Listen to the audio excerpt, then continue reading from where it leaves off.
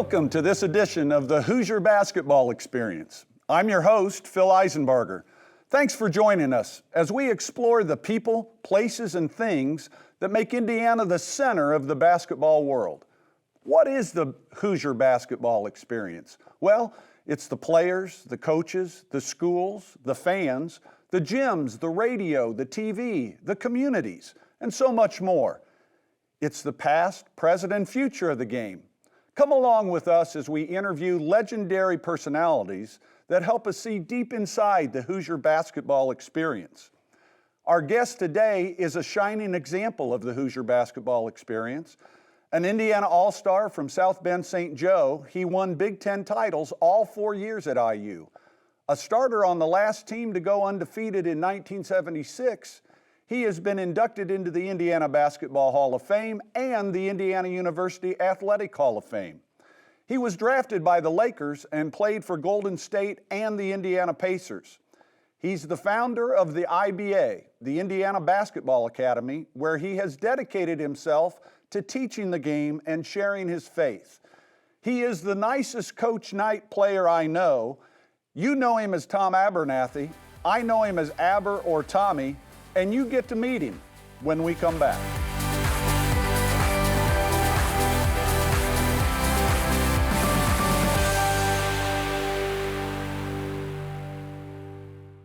The Hoosier Basketball Trivia Question, sponsored by Christy, Farrell, Lee, and Bell. Serious injury isn't what we do, it's all we do. Today's question: what team was the first to complete an Indiana high school basketball season undefeated? The answer after the break. Now our trivia question answered, sponsored by Christy, Farrell, Lee, and Bell. Serious injury isn't what we do, it's all we do. What team was the first to complete an Indiana high school season undefeated? The answer, Crispus Attucks in 1956, led by co-captains Oscar Robinson and Willie Merriweather.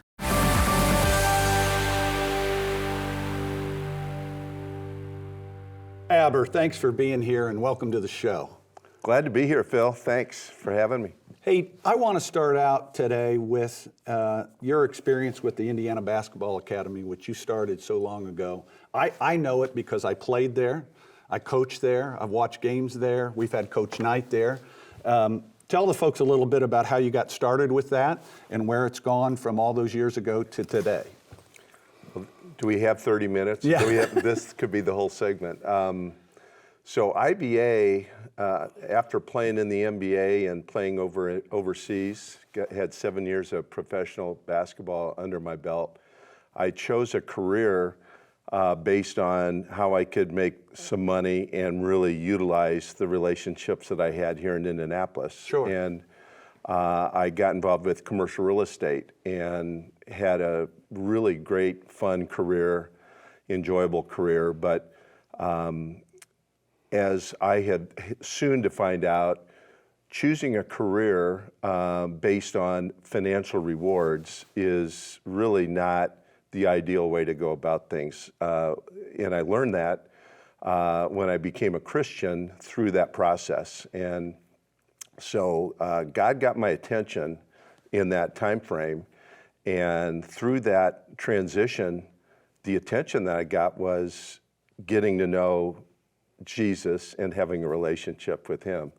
And that totally changed the direction career-wise for me. And I started looking at how God had wired me and the experiences that I had had, and the IBA came out of that. So it was a really sweet period of time. And then just tell us a little bit about how the leagues operate, how the teaching of young kids happen at your place. Well, we are out of the men's league, like you said you had played, so we learned rather quickly that wasn't our calling per se, and it just was hard to manage that segment.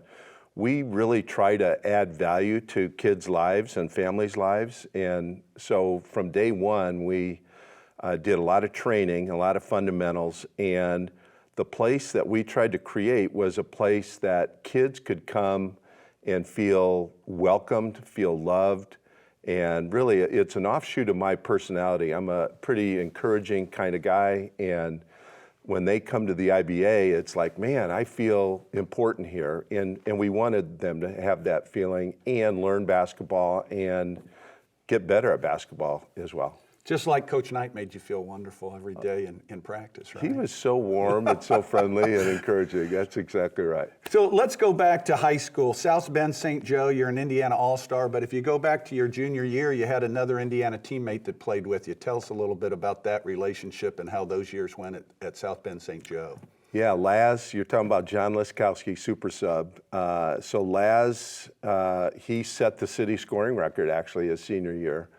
And we were one of the top teams in the state that year and promptly lost our first game in the sectional to South Bend Adams. But Laz and I, we both had our fathers pass away at a fairly young age, so we had a lot of similarities. Had a great coach, Bob Donewald, at South Bend St. Joe. And so Laz took the trip down to Bloomington, and I was the next year, I broke his city scoring record, and then I followed him down to IU. Best memory from your high school basketball days? The best memory for me, and it's not only my high school basketball days, but it's my entire basketball experience, if you can believe that, and that was winning the sectional. So having lost that year with Laz, and we on paper were the best team, we thought, to come back that next year and just to win the sectional. I grew up with all these kids in South Bend, and the guys I went to high school with, we had a bond, and winning that championship, cutting the nets down, that was my highlight. That's so great to hear, because we're talking about somebody who's had a career at the college level, the NBA level, and now your high school sectional championship is your best basketball memory. That's wonderful. Indiana All-Stars. Talk a little bit about what it meant to be chosen to play for the Indiana All-Stars. Well, it probably traces back to Laz. I mean, Laz had an unbelievable career in his senior year, and he didn't make the All-Star team. And so I wasn't expecting to make the All-Star team. And so when I was selected to join the team, it was quite an honor, and I really loved it. Developed some great friendships, and one of them, your friend from Muncie, Tim Kuzma. Yeah. And interestingly, Kuz was quite successful in business, and when I shared my vision of getting the IBA started, Tim was kind enough to fund the beginning of IBA, and so we were partners for a handful of years. And that relationship began as you were teammates on the Indiana All-Star. Never had met Kuz until then, and we've maintained a really good, close relationship even to this day. Talk a little bit about your favorite gyms that you played in high school. We played in the Wigwam in Anderson. That was pretty cool. The ACC, which is Notre Dame's basketball court, Athletic and Convocation Center. That's where we won our sectional. That's why I think I remember it. We would have all of our holiday tournaments there. My gym at South Bend St. Joe was very memorable. How many did it hold? It may have held 1,500 or something, so it wasn't anything like what you guys experienced there in Muncie and Newcastle. But as you and Laz were playing in 71 and 72 in South Bend in a 1,500-person gym, was that gym packed every Friday night? It was packed. It really was. And we had a coach that was much like our college coach, Bob Donewald, and so he didn't let the hype and the moment get too big for us. We had to worry about who we were guarding and how we were going to win that game. And so the crowd didn't really affect us, get us nervous, but it did propel us for sure. And so Coach Donewald came down, was an assistant coach when I was playing. Did he come down the same year you started? The next year. So we had 3 consecutive years of South Bend St. Joe contributions to IU. Laz, me, and then Coach Donewald. And so you came down to Bloomington as a freshman, and then Bob came down as an assistant coach the next year. Exactly right. Okay. So, and interestingly, this is a real side note, but John Leskowski is putting together a mini reunion of South Bend St. Joe guys Saturday to honor Coach Donewald. And Coach Donewald's going to call in via Zoom, but we'll have a bunch of us there. And anyway, it's quite a tribute to a great coach. Talk a little bit about winning that sectional. And I know when we were in Muncie, if there was a sectional winner, there was a caravan from the gym back to your home gym, and people got to talk on the microphone. Do you remember that celebration? I remember it on the court. So we're at Notre Dame right there, and students were there, and our team was there, and that's the memory I have. I don't remember the caravan and the little get together back at South Bend St. Joe, but it was just such a satisfying feeling to know that you've pointed to this your whole life, basically, and accomplishing it was awesome. So Laz had committed to IU and was gone your senior year. And when did your recruitment at IU begin? Well, back in the day, probably like it is now, letters are sent and it's just inquiries and hey, and so you get these letters from all these various schools. And IU was probably in my junior year, I started getting the form letters. And so they stayed in touch sort of in a casual way through my senior year. And the recruiting process is different than it is now. And so I didn't start visiting colleges until after the season, my senior year. Yeah. And there not as an eighth grader. Not as an eighth grader. I wasn't on anybody's radar screen at that point. And I wasn't even on IU's radar screen until late in the recruiting process, to be honest with you. That's very similar to mine. And when we come back, we'll talk to Tom about his experience at Indiana after these messages.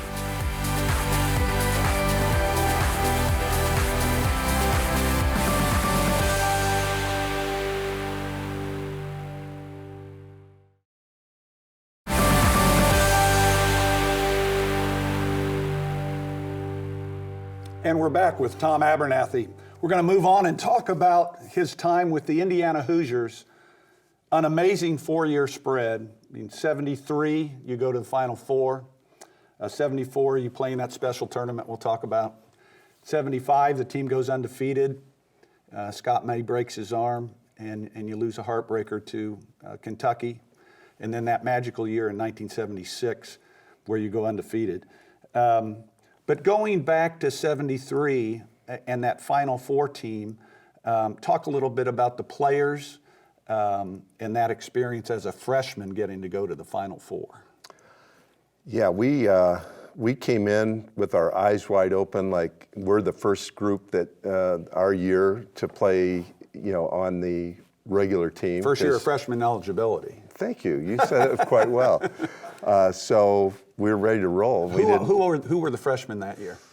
Well, we had Quinn, Jimmy Cruz, and myself, and a handful of other guys who didn't end up playing, long term. But we had a huge class, which included Bobby Wilkerson and Scott May. But those that first year, they were not eligible to play. They didn't play their freshman year. So we had a handful of us, but it was led by Steve Downing and John Ritter. So those guys were really our leaders, the guys we looked up to. But Quinn and Jimmy Cruz were the guards, and then Greeno. I mean, Steve Green was a huge part of that group, and then Laz. And as it worked out, I ended up sort of being the first big guy off the bench. So I ended up playing a seventh man role on that team, and then the next two teams in my sophomore and junior year. But it was an amazing thing to go to the Final Four, your first shot. Where was the venue?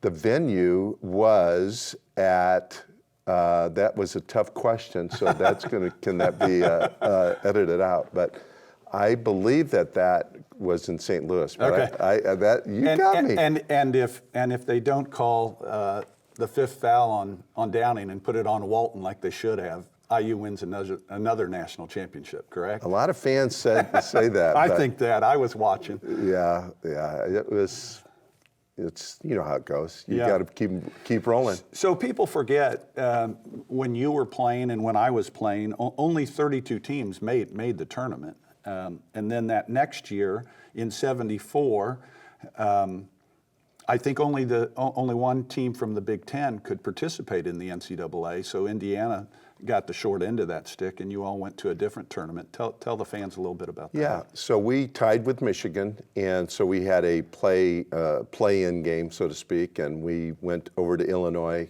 and Michigan beat us by about 5. So we got second place. The second place tournament, and for that 1 year, and I think the only year, they had the CCA tournament, and the great concept.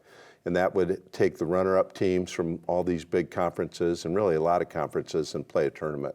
So Coach Knight brought us in. This is my Coach Knight story. He brought us into a dorm and a cafeteria and said, "Well, guys, we're going to the CCA tournament, but do you guys really want to play in this?" Right. You know, because we were all fairly disappointed, Yeah. and he was quite a bit. And Sure. so he gave us a vote. So we all voted, and we looked around and said, "It just doesn't sound like the greatest thing." So we voted not to go. Yes. And I think he was on board with that too. And a half hour later, he said, Turned it "Okay, around. get ready. We're going to practice. We're going to the CCA tournament." So our vote really didn't actually count. Yeah, I but- remember Coach saying it's not a democracy. Yeah, right? exactly right. So that was the first one big taste of that. He used to come in to a Friday night practice and ask us what time we wanted to go on Saturday, right?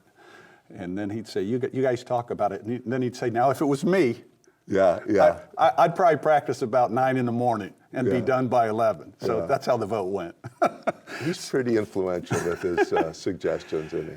So you move into that next year in '75, and of course, regular season, you went undefeated, and Scotty breaks his arm just before the tournament game with Kentucky. But go back to the beginning of the year, and what were the expectations going into that year? Did you have any idea that you might be undefeated at the end of the regular season?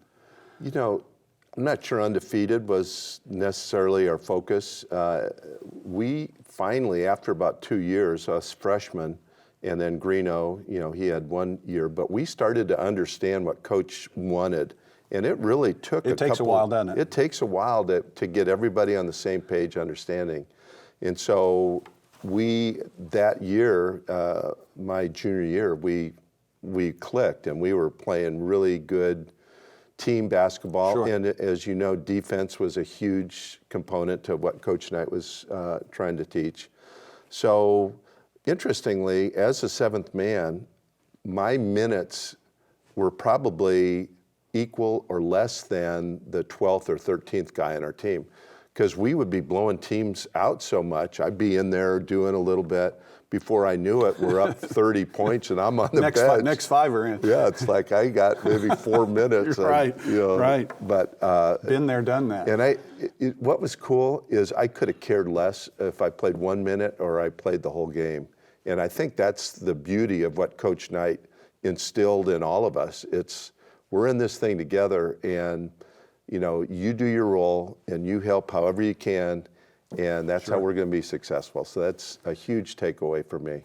So the story goes that after that year, going into the '75-'76 year, that Coach brought the team in and said, the goal is not to win the Big Ten. The goal is not to win the NCAA. The goal is to win every game we play this year. Do you remember that meeting that he talks about so often? I don't. Okay. I honestly don't. Yeah. I know what I remember his coaching style is what's important is today, and what you're doing today is going to impact then what's going to happen in the future. And so he had a really good way of getting us to focus on the here and now, and he really tried to take the media. Unfortunately, there wasn't social media and all that Sure. that we had to fight, but he really had us not blocking out all of that stuff. And so having gone undefeated our junior year until the final game, and then starting again, we're about halfway through the season, and I would have said we're probably a 500 team by the way Coach was making us work our tails off. Yeah. So anyway, it was, I don't remember him saying we got to win every game, but we knew we wanted to win every game. Sure. Do you remember him being more upset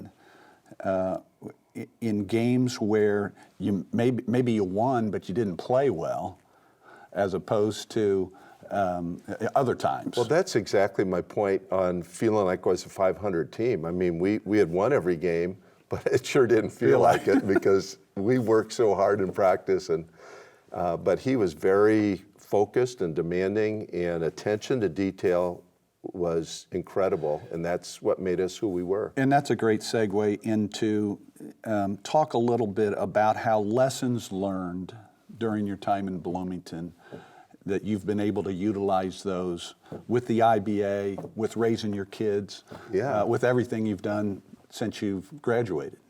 Well, just to jump on attention to detail, I mean, that is something I really took away from Coach, just knowing every little thing that is necessary to become successful.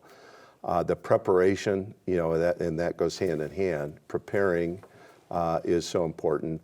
And being a good teammate and getting along with people. I mean, you're not 5 individual guys when you're on an IU team. You're in with the team. So those are all very great principles that Coach taught me.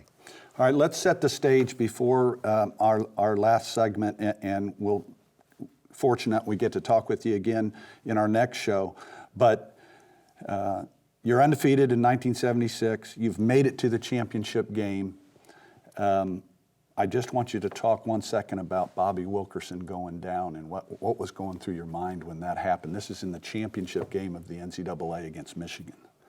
Yeah, 4 minutes into the game, Wayman Britt steals the ball, goes coast to coast for a breakaway layup. Bobby runs from nowhere to block it, but Wayman's elbow hits him in the head, knocks him to the ground, unconscious, stretcher into the locker room. Wow. So we were not, that wasn't the way we expected the final game to start. Well, when we come back, we'll talk about that game and so much more after these messages.